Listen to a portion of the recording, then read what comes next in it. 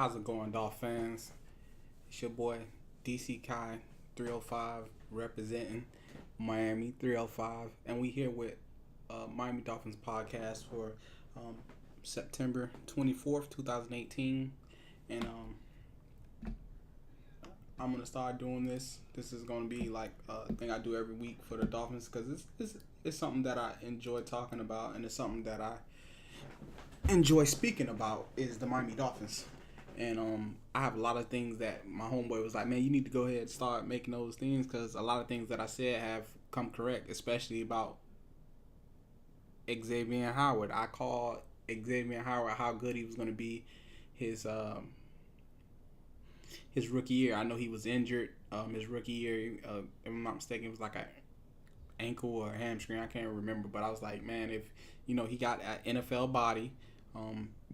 He has the speed, but at Baylor, he was just like he bit on a lot of stuff, but he has all the physical gifts to be the next top shutdown corner, and I believe he's blossoming very, very, very well under the tutelage of our cornerbacks coach, and he's just, doing what he needs to do. He's playing, he's following the top receivers, he's shutting them down too.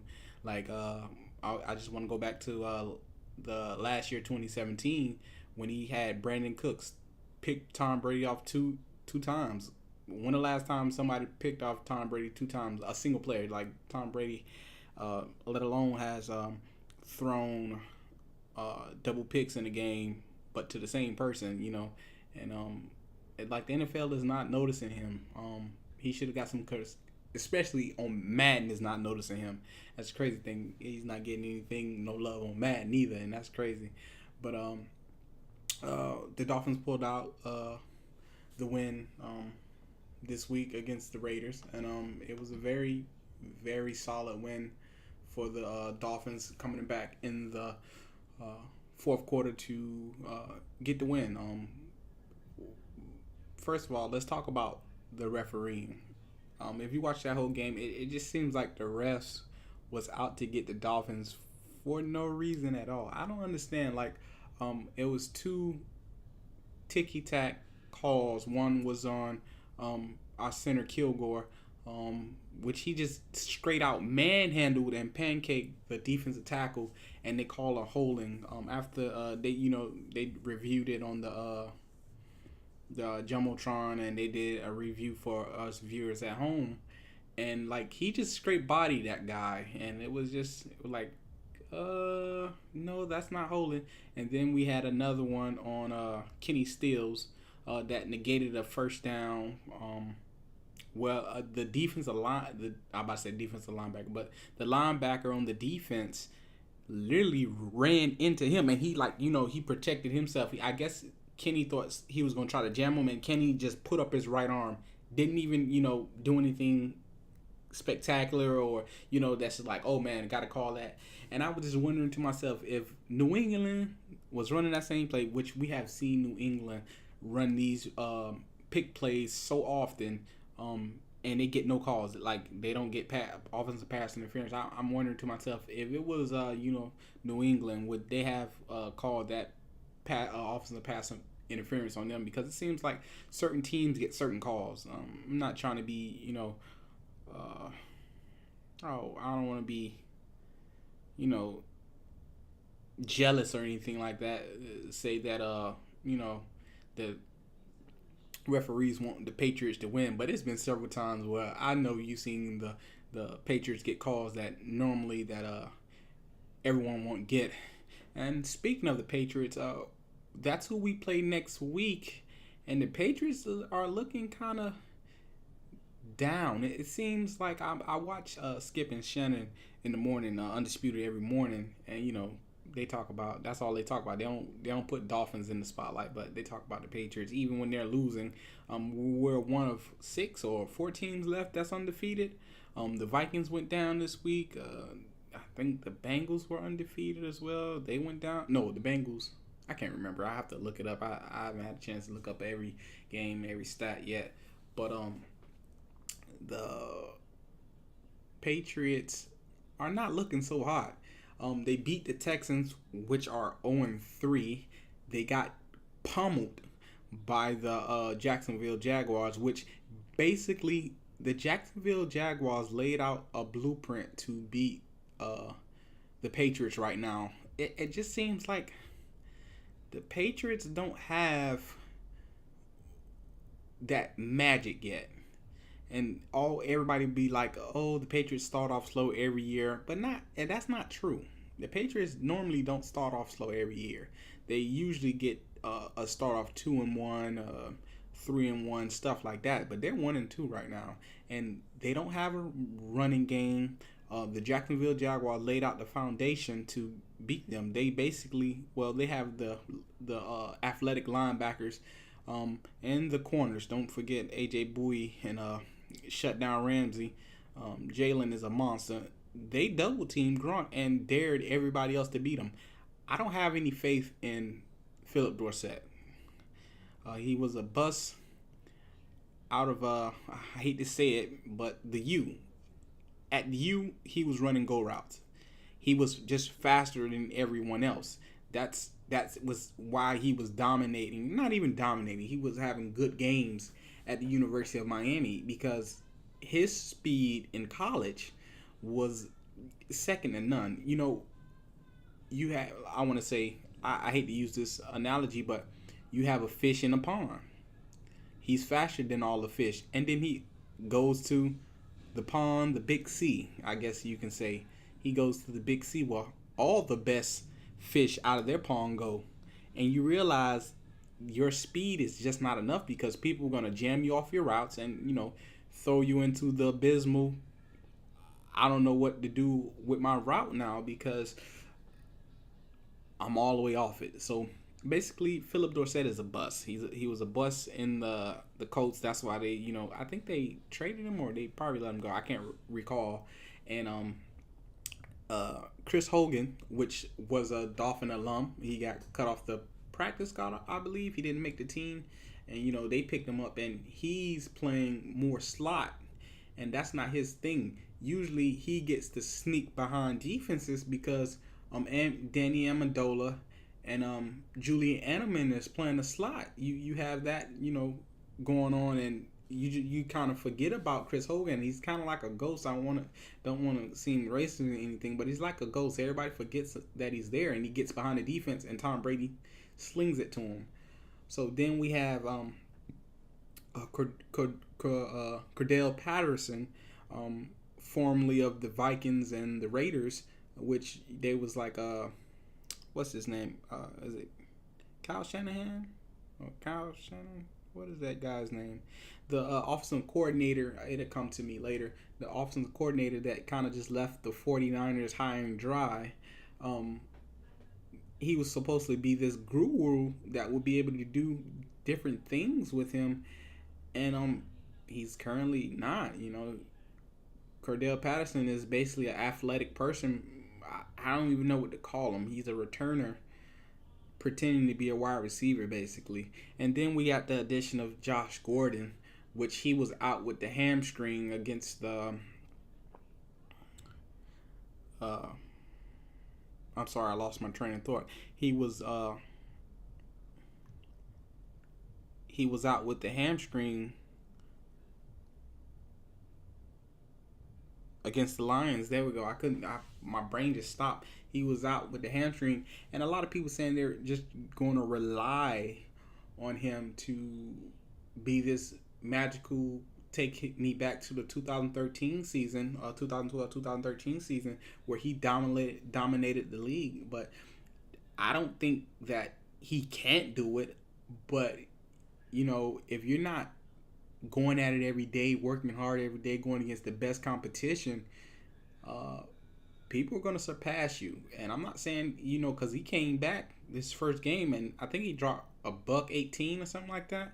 And then he had that 10 toes down challenge over that receiver's head, and it was nasty. It was ugly. I think who was that he got that over? Was it in the Saints game, or was that in the Steelers game? I believe it was the Steelers game.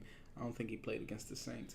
But and you have a Patriots team that's kind of good for the picking. they normally don't play good in South Beach, and we don't get them into South Beach until I think like week 14. So if we can go up to Foxborough and steal one from the Patriots, I believe we will win the East this year, because I like Buffalo, I like Jets, but I think we're just the superior team right now. In a few years, with I want to say the development of Sam Darnold and Josh Allen, I believe Sam Darnold will be the better of the two. They might have something, but right now, if Tom Brady was not on the Patriots, the Miami Dolphins will rule the AFC East. We have one of the hardest divisions because we have a Patriot team that is a dynasty, which I believe this is the last year of that dynasty. I honestly believe that the Patriots, once this year is over, they will be exposed, because unless they do bad in the draft, in the year, they're not going to have that high pick to draft one of the quarterbacks, which Jimmy G was supposed to the pair Aaron and not RRP, but get well soon. Jimmy G, he tore his ACL this past week on a play that he should have just gave himself up, but that's no here nor there. But if you haven't heard, it has been confirmed. Jimmy Garoppolo has a torn ACL. But back to the Patriots, just not having heir apparent. I believe Brian Hoyer is the backup quarterback right now. He's about the same age as Brady, if not older. He's not the heir apparent, And I feel like this could be the last year of that dynasty. But speaking of ACLs, I wanted to take a moment and say rest up, heal up. William Hayes, as I think I pulled it up. Let me see if I pulled it up. Yeah. Give me 1 second, people, as we just continue to move and groove. The Dolphins say DN William Hayes tore ACL while attempting to avoid roughing the passer penalty. This penalty, is one of the worst in the NFL. We lost a disruptive D-tackle DN hybrid, because if you didn't know, he played in the inside on rushing downs, on passing downs. He would play on the inside, and he also played on the outside. And on the play, when I seen it, as soon as he put his knee down, I knew when he put his leg down, because he tried to, like he wrote, the Jordan Phillips came out today, I believe, and said that they practice rolling after they tackle the quarterback to avoid the weight, all your weight penalty, which is, I'm going to get to that. But we lost a good rotation player for the entire year because he's trying to do something that's basically impossible to do, going full force forward, and then they expect you to pull back. I just don't like. I seen a play when I seen two plays. I seen a play when Jalen Smith, the number 54 out of Notre Dame for the Cowboys, he was going full force towards Russell Wilson, and then he moved to the side and missed the tackle because he tried to grab him by the shoulders and pull him down.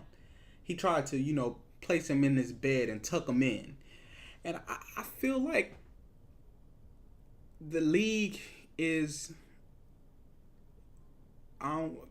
excuse my French, but there's some powder puff girls now. Please, NFL players, please don't come beat me up, because that's not a shot at you. It's a shot at upper management, because they don't want the Aaron Rodgers, the Tom Brady's, the Deshaun Watson. They don't want them hurt, because if they are hurt, most likely people are not going to buy tickets. Them being hurt don't put butts in seats, basically. So they rather have a defensive player get injured, a la William Hayes, than have a Derek Carr broken collarbone. And I just don't feel like that's fair to the defense. You feel me? And we're one of the first to feel that that sting, that burn of a defensive player trying to abide by the rule and not, I don't want to say not, but and not do his job at the same time, which is rushing the passer, hitting the quarterback. I remember Greg Williams. Shout out to Greg Williams, and now of the not the Broncos, but the Browns. It was a Killgate. I'm just gonna call it Killgate. I can't remember what it was when he was with the Saints, and they were targeting players to injure. Like, where is that NFL? That's the NFL that I want to see. But they want the NFL of, team scoring 100 points, and it's just it hurts us because going forward, I just believe it's going to be the NFL, the National Flag Football League. I believe in a couple years, I'm 27 now, about when I'm about 35, it's going to be touch football, folks. Mark my words, I feel like it's going to be touch football. What do you think? Let me know in the comments below of, what do you think that is going to happen in the near future? Because we lost a player for the rest of the year. He's not coming back, folks. He's not going to be back no time soon. ACL tears is very hard on, a player that knee joint, the knee ligament.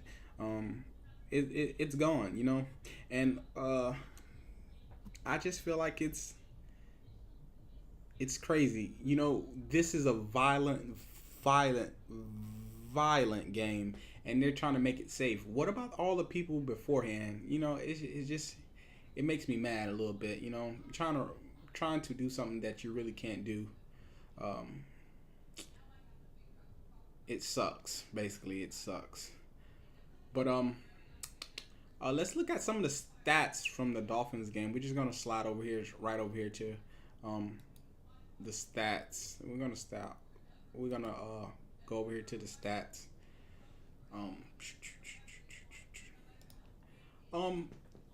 Some of these stats, like I was watching NFL.com, not yet NFL on YouTube, NFL.com on YouTube.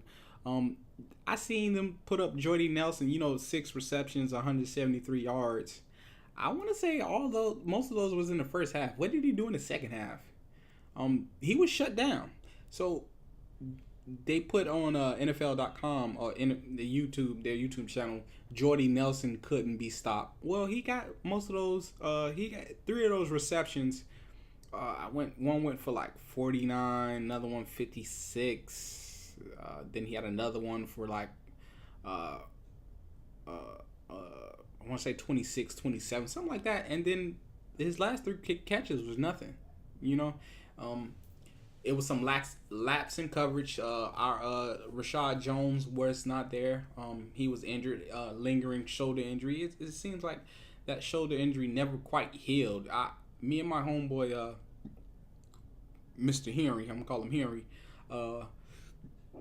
We was talking about that the prior week. Like, he normally is a sure tackler. He was like missing tackles. I felt like he wasn't going with his shoulder, so he's probably been dealing with that through training camp. That's probably just not a new thing that happened. He probably been dealing with that all training camp, and it finally got to him, and he had to take some time off. So it is what it is. But that's why we have people was like, why did we sign TJ McDonald to that deal, and why did we drive another free safety and Minkah Fitzpatrick? Well, when things like this happen, a guy that has, I don't want to say multiple injuries, but he done had a couple injuries that kept him out a couple games. And when you have TJ McDonald, Minkah Fitzpatrick, Minkah can play inside, outside, and free, strong. I don't want to say too much outside, but I believe he could go out there if it need be. We have somebody that can step up, so I honestly don't like it, but if it comes to that, we have next man up mentality. So it is what it is. But we had Marshawn Lynch, 19 for 64. I felt like a couple times Dolphins just missed a tackle. I felt like they could do more, and then they missed the tackle. And Marshawn Lynch has some of the best balance in the league still for, I think he's about 30 or 31 right now. It's just amazing how good he runs the rock. He totes the Kulak, as my homeboy Andre Johnson. No, Andre Thomas. My bad. I'm thinking of the soon to be Hall of Fame wide receiver, but my homeboy Andre Thomas toting that Kulak. So it is what it is. But the Dolphins allowed 100 yards, not by one player, but by committee. The Dolphins did allow 100 rushing this game. Derek Carr, 27 for 39, 345, 1 TD, 2 X's. We already know Howard took that from him twice. I don't know why people are trying Xavier Howard. I believe that he's a shutdown corner, as I said earlier in the podcast, that he is a very good cornerback. Dolphins did find I don't want to say diamond in the rough, but I'm glad that we have people in the front office that just doesn't look at the guys' faults. They also look at the game tape to just see who are just ballers. That's when we found Jarvis Landry. I believe Xavier Howard will get that second contract here. I don't believe that they're going to let him go, and they're going to probably draft another cornerback. Don't be surprised if they draft another cornerback higher in this next up and coming draft. I don't believe if Tannehill does keep on producing like he does, that they go quarterback. I think Tannehill can play another solid. He's 30 right now. Another solid to 5 to 7 years. Because let's talk about it right now. Let's finish this segment. Then we're gonna go and to the next. What I'm thinking about Tannehill right now. But let's go to the Dolphins. Let's go to the Dolphins side. We had Tannehill, $2.89, man. Dylan 3 touchdowns.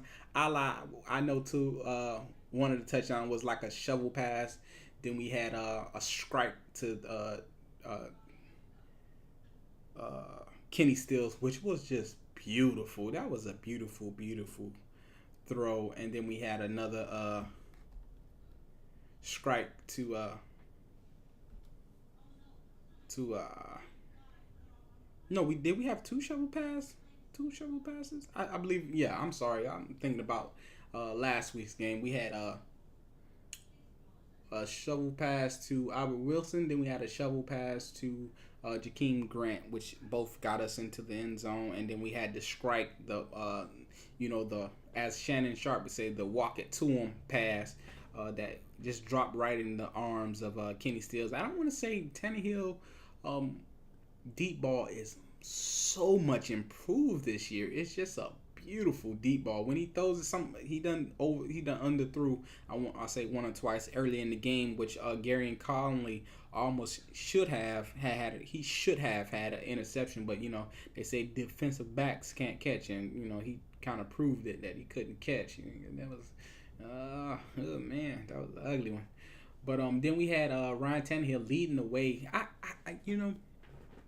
want to just take the time right now and say, they say Ryan Tannehill can't carry a team. 289, 3 touchdowns. Led the team in rushing. We had no rush game that whole game. No, we could not run the ball at all. Tannehill carried us to that victory. And I want to say some excellent play calling towards the end of the game. We need to start playing like that early, because we had, I want to say 2 3 and outs, or it was 3 and outs at the beginning of the game. That just shouldn't happen. We can get better plays in, and I know we had some penalties, and somebody paid off the refs. The refs were probably watching the Gruden grinder. There were probably some Gruden grinder likers out there, because I felt like it just was some ticky-tack penalties called and false start that clearly the defense had caused it, but we were called on it. Jawan James was called on it, but it is what it is. And I want to just say it was a pass, that first pass to Devontae Parker, which I didn't expect him to have a huge game. I expected them to throw it to him deep, let him jump over one of the cornerbacks. I expected a fade route in the end zone, but they didn't want to force him, and because how to say this? Devontae Parker, I don't want to say have weak hamstrings, but he always, since he came in the league, he had foot leg injuries, mainly the hamstrings. He has been having a problem with. So I think they kept his snap count under wraps. Like they didn't play him too much, and I think that was a smart idea to do.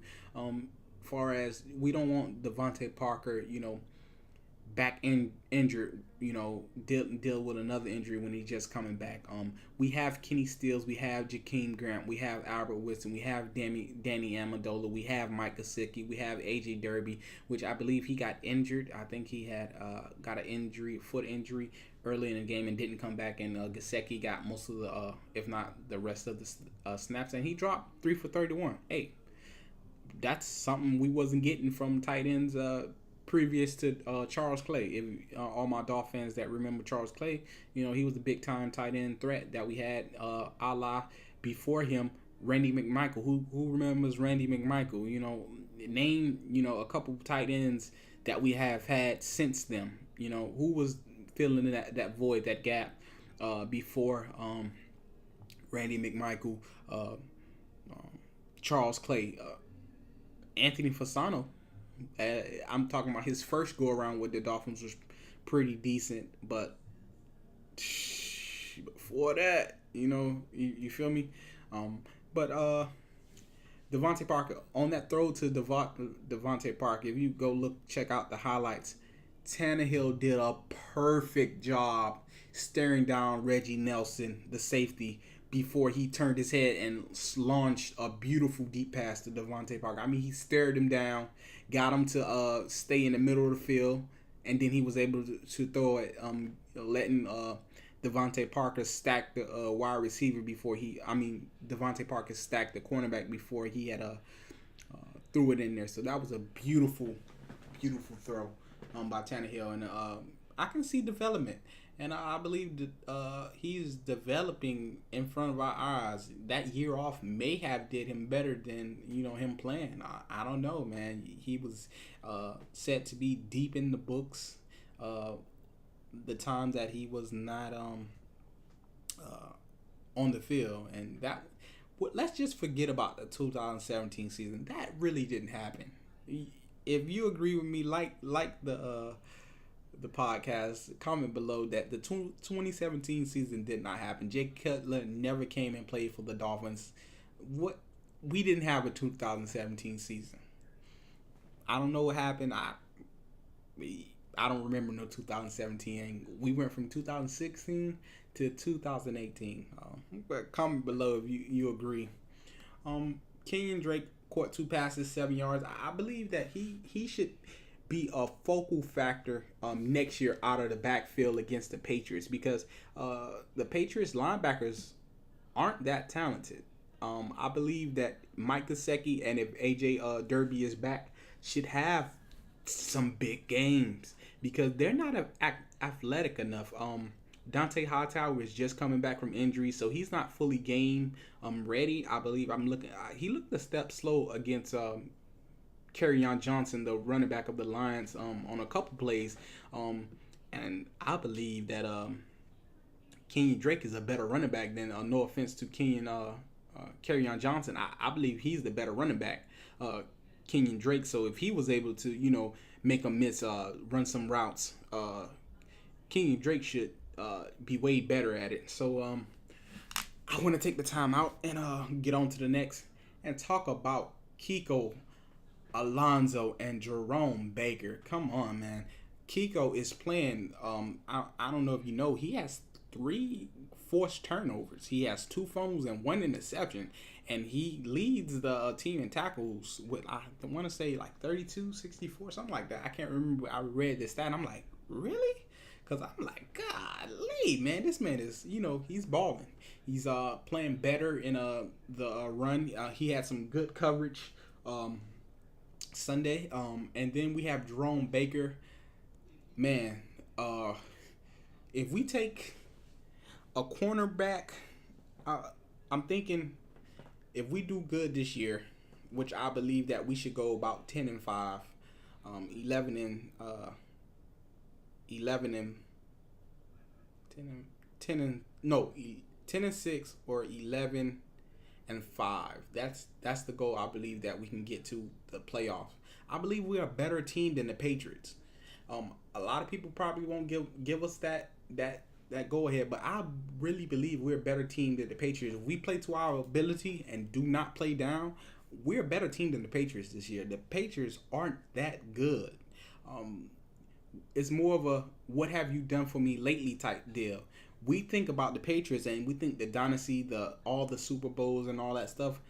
The Patriots are not playing good this year. They barely beat the Texans. I think it was 28-20 or something like that. But I felt like the Texans had a chance to win that game. And the other two games that they played, they haven't been in it. Like, they haven't had a chance to win. The Jaguars whooped that ass.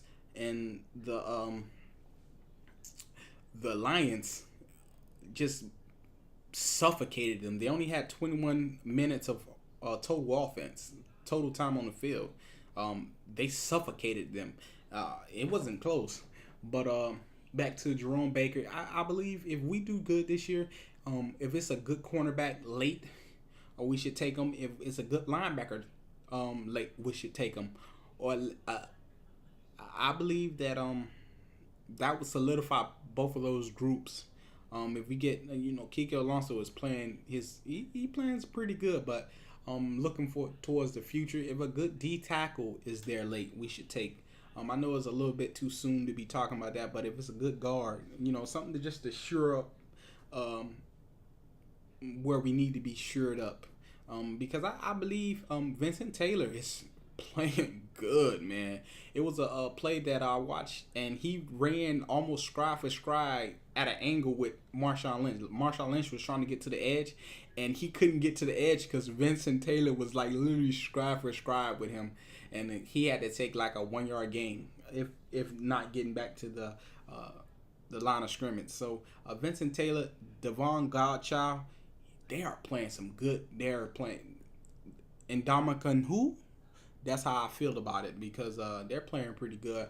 Raekwon McMillan, it's hard to say with how Jerome Baker is playing. He's playing fast.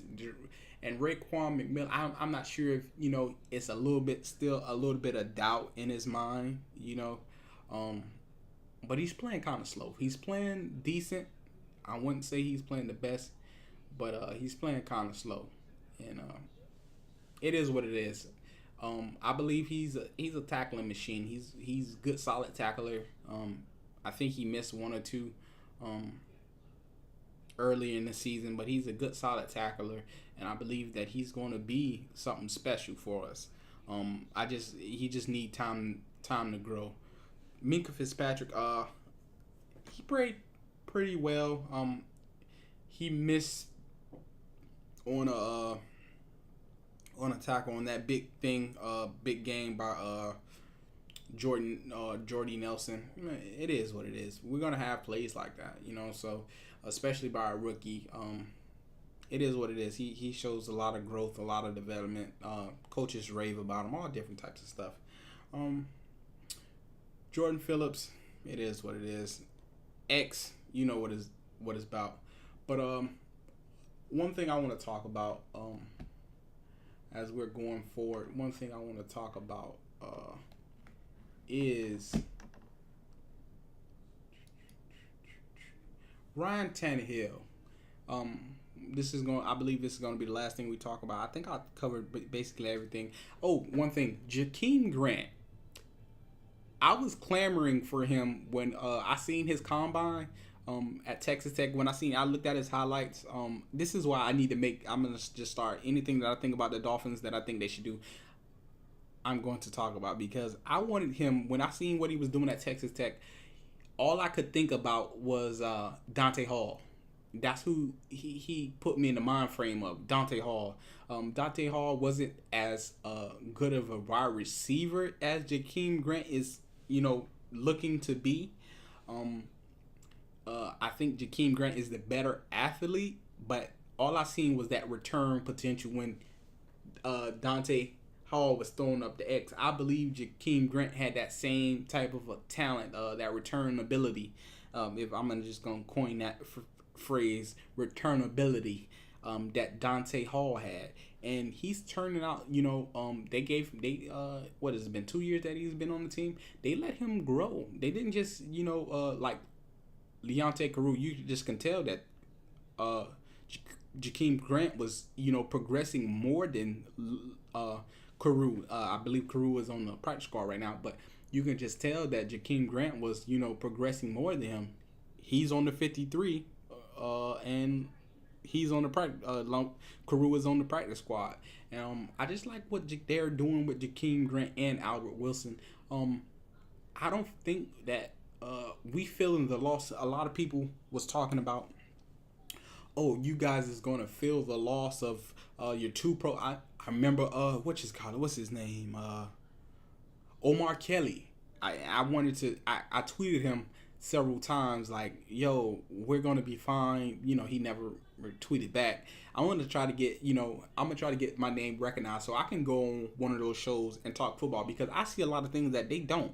I'm not sure that, I'm not gonna say I know football more than them, but it's a lot of things that I call out that they miss. I talk with my homeboy Henry, which is gonna call him Henry, all the time about the Dolphins, and I talked about Jesse Davis. I want to say 2 years ago when he was on the practice squad. Still, every time he got in, he was moving guys, and I called out for him to be a starter last year. So the beginning of last year, I wanted him starting because he was showing so good. But it is what it is, no here, no there. But I was saying that the additions of Danny Amendola,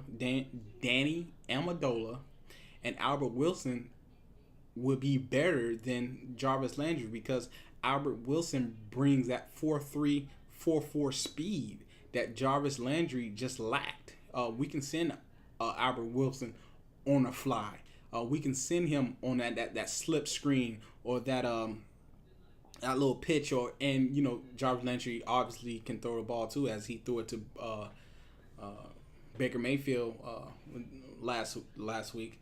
But I just feel like Albert Wilson is the better athlete than Jarvis Landry. I believe Jarvis Landry is a good player. We're gonna see who made who, because when Jarvis Landry went to the Browns, he was like, "Oh, finally I got a quarterback that can get me the ball where I needed him to get me the ball." Jarvis Landry, you set the record for most receptions, and Tannehill was throwing you the ball last time I checked, unless you threw it to yourself, and I just happened to visualize Tannehill throwing the ball. Maybe that was the case. I just kind of went weird, and I don't know, maybe that's the case. But I got off topic, but I like the additions of Danny Amendola, making some tough. Last 2 weeks, he made some tough. That is a strong wide receiver.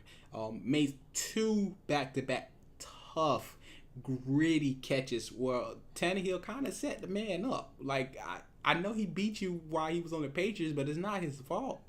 Like, it just seems like Tannehill set him up twice. Just threw him the ball, and a linebacker or a cornerback was just bearing down on him, and both times he made the catch, and it was just gritty first down catches that I like to see. I'm not saying that Jarvis Landry wouldn't do that, because Jarvis Landry did that too, and he made people miss, and he took it to the crib. He took a lot of short things to the crib, and Albert Wilson has that big playability, and then we have Damian Amendola making those. So I think we got more. If we would have kept Landry for the price of both of them, I don't think this offense is moving the way it moves. Then we have Jakeem Grant. We had playmakers, man. It was just, it had to be that next man up mentality that I believe the Dolphins is starting to have. And as we have Mike Gesicki making big catches, he's only going to get better, folks. Dolphins I feel like Dolphins are forcing him kind of to be a blocker right now, but at the same time, I just know he's only going to get better, folks. Don't let people trick you into believing that a player is a bust just because he's not doing good his first year. And don't let people trick you into believing just because a player does good in his first year that he's, the next Tom Brady. You feel me? Deshaun Watson. I'm not trying to call out because I love Deshaun Watson, but he's struggling right now. He's coming off an injury, that ACL tear, and he's struggling. You feel me? Sam Darnold started off out the gate hot, and he's kind of struggling now. So don't let nobody trick you into believing or reading the headlines because Gesicki is not blocking that he's a bust. I doubt he's the next second coming. Please knock on wood for me. Of Michael Egnew. I think that was just a bad pick at the time, and I did not want them to pick Egnew because I just didn't see the production that everyone else saw. I was slamming on the table when we drafted him. I did not want to draft him and Jonathan Martin. That's just wasted picks, man. No, I'm not even finna get on that. But if you like anything I had to say, please like, comment, subscribe below. And I think we're going to just, every Monday after the game, so I'm going to give time to, any injuries that come up, anything that I need to talk about. I'm going to do these on Mondays, and they're going to release Monday night. I guess I can release them Monday night as well. Because I'm not going to edit these because anything that I don't want to lose anything by editing something out. So these is just going to be straight off the dome or some certain stuff that I want to cover. I'm going to put in a row to line up. But other than that, speaking of Larry Tunsil, just before I head out, Larry Tunsil, Adrian Key beat him a few times, but Ted Larson, saved him. Jawan James had a pretty good game. I didn't see any, just crazy pressures off his side of the ball, but I did see a couple off of Larry Tunsil, Ted Larson's side, and mainly because Jesse Davis over there on that right side, he is a diamond. When I say diamond, say it with me, diamond. He is a diamond in the rough. Just watch out, people. He's gonna get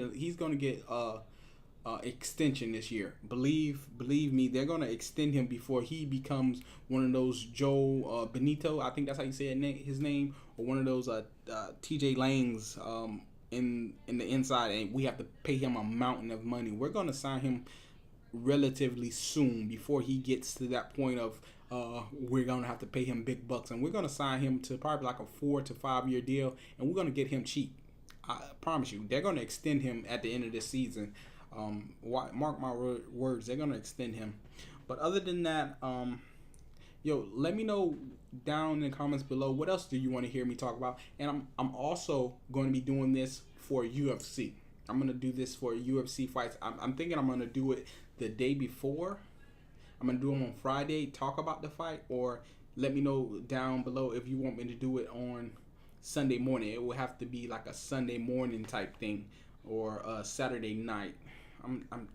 Because usually the UFC runs until about just let me know. Maybe this is tough because I watched the game during matter of fact, I might do UFC Sunday nights and do these Monday day and release them Monday night. But it is what it is. It's your boy DC Kai 305, and we're signing out.